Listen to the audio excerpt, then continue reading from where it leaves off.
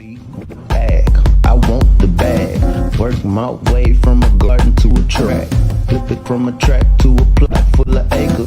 Do it for the farmers and the producers and the makers. What we even here for? Occasionally I ask it. I know it's more than struggling, anticipating the casket.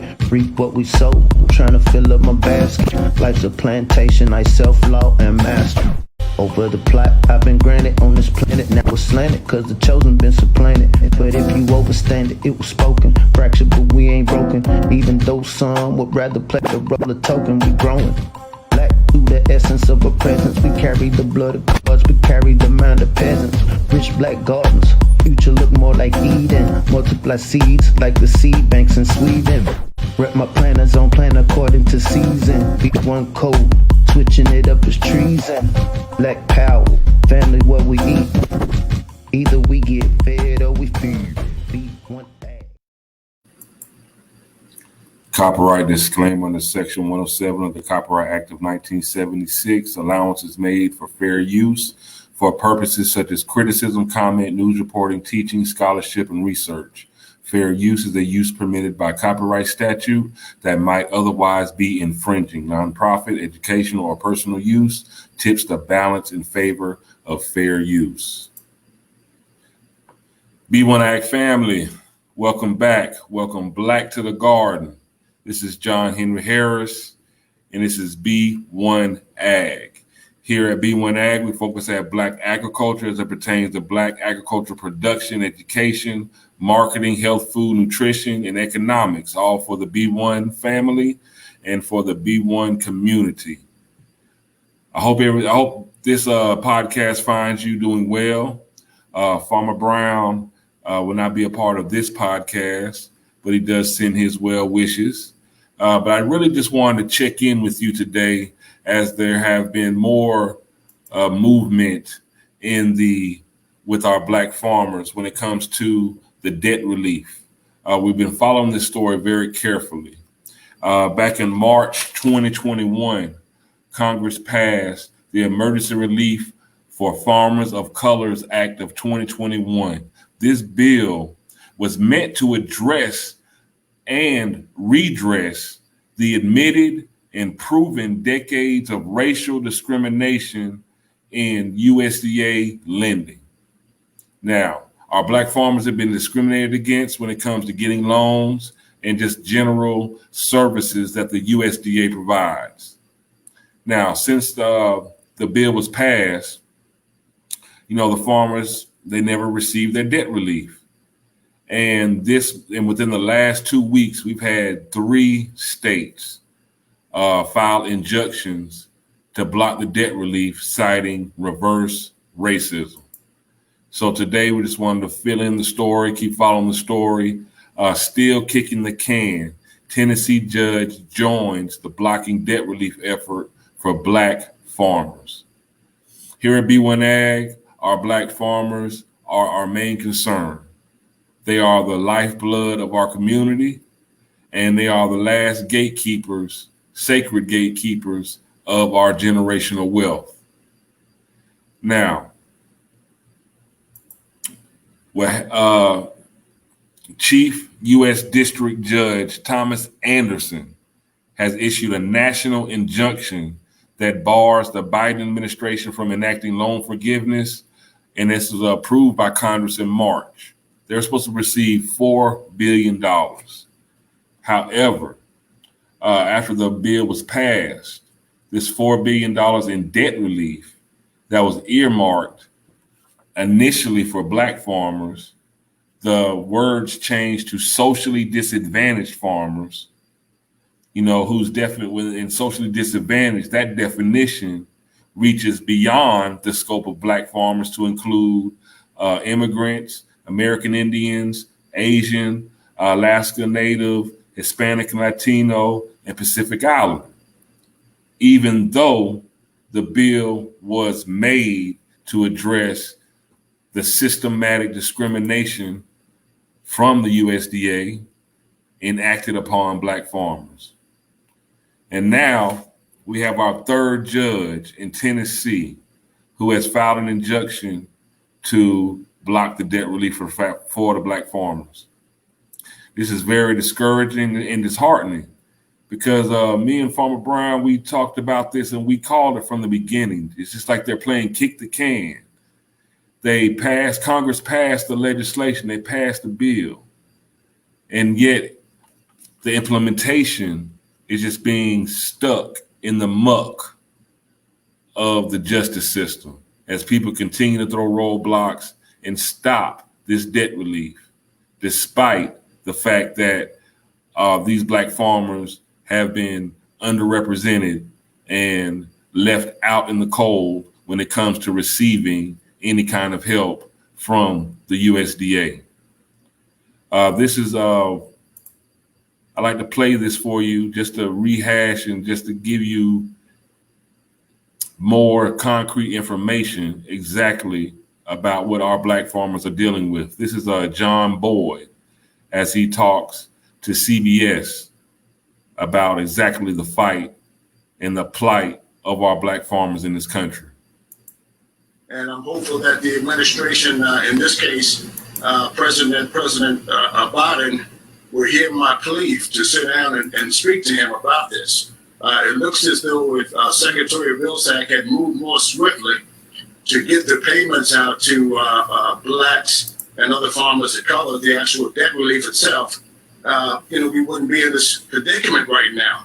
So here we have the banks that came out against this measure, that didn't want to work with black farmers by somehow saying if we got these monies, it would be hurtful to banks. And now you have white farmers who are saying we're causing them harm in some sort of way if we get debt relief at the United States Department of Agriculture.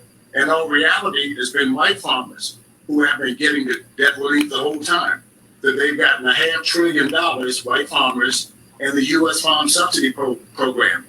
Almost all of the direct loans and rural development loans and all of these loans at USDA have went to large-scale white farmers in this country. So my question to them is, well, how many times are you going to get? And they don't want to talk about that. So how can we have racial healing in this country if first white farmers don't want to admit that we've been discriminated against by the United States Department of Agriculture? We need to sit down and have a real discussion in this country, because people, we're living in two Americas. One in rural America where you have the rebel side and all of these flags that sit higher than the United States flag, and they represent, look like to me, white farmers. And then you have black farmers like myself who just want to be treated with dignity and respect and walk into the local county office and be able to attain these services here in this country. And people, that has not been happening in a fair and equitable manner. And all of the numbers support that statement. Now, this is a fight that John Boyd has been in for over 30 years. Largely, our black farmers, they're in this fight with no backing. They've been fighting this alone. It's been a silent war. But the USDA is often referred to as the last plantation. This is like one of the biggest and last strongholds that's left from slavery. They're still operating in the same manner. And what's really disturbing is that these injunctions to stop the debt relief, they're based on the fact that they're saying that this is reverse racism, when the whole bill was designed to fight or to try to remedy the racism that the black farmers, especially when it comes to lending money, have faced. And what's even, I just want the B1AG community to think about this. The language they use to define socially disadvantaged, as we just stated, it reaches beyond black farmers, even though that's who the bill was designed to help. And the language in this bill also does not prevent white farmers from also applying to the program. But all three of these lawsuits argue that the program excludes white farmers and is therefore discriminating against white farmers. Now, this bill, the total bill was worth $1.9 trillion. $4 billion was supposed to go to these black farmers for debt relief. It's not even giving them money or giving them land, which hundreds of thousands of acres have been stolen, literally stolen by the USDA from black farmers, since 1914. But they're making this claim of reverse racism. Now, I want y'all to think about this real quick, family, before, I really want you to think about this. They're saying reverse racism. In my mind, it's either racist or it's not. Reverse racism, how can that exist?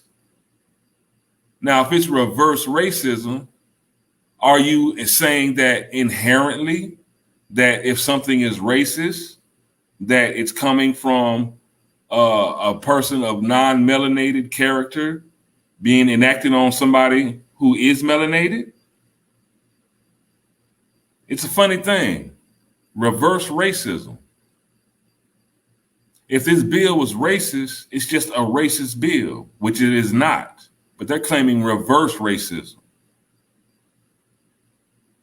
Now, they're not complaining about the remaining balance of that $1.9 trillion that these white farmers, they are getting access to. A lot of the farmers that were in Wisconsin and Missouri, they even admitted that they don't even qualify nor even want the debt relief. They're just mad because they feel like they can't get it. Although they've been privy to all the other debt reliefs and COVID and other efforts to make the farmers whole, they had access, but continue to deny the same access for our black farmers. B1AG family, this is very important. This is our food. This is how we feed ourselves.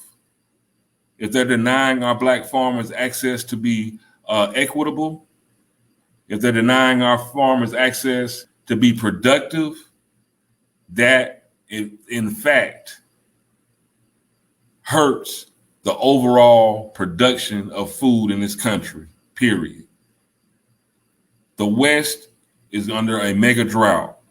Farmers out West, they are not even, some are not even planting because it's too dry. There's no rain. The Colorado River is drying up. It makes more sense for them not to plant because they don't know when rain is coming. The West Coast, California, they produce food for the entire planet. What that means, if they're not planting now, that's less food in the future.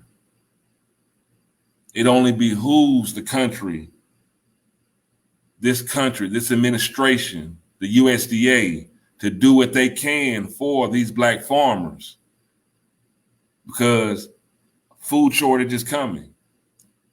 And that's just based on the fact that the West Coast can't produce as much food as they have been able to because of no rain, lack of water. Here at B1AG, we stress and we will continue to stress the importance of growing your own food. We have to grow our own food, y'all. We have to get our shovels in the ground. We have to get our seeds in the ground. It's imperative. We have to be able to supplement our own diet. We have to be able to make sure that we can eat. Because if we leave it up to the USDA, they've already shown a pattern of y'all aren't going to eat like these other farmers. We're not going to give you the same concessions that we offer these other farmers.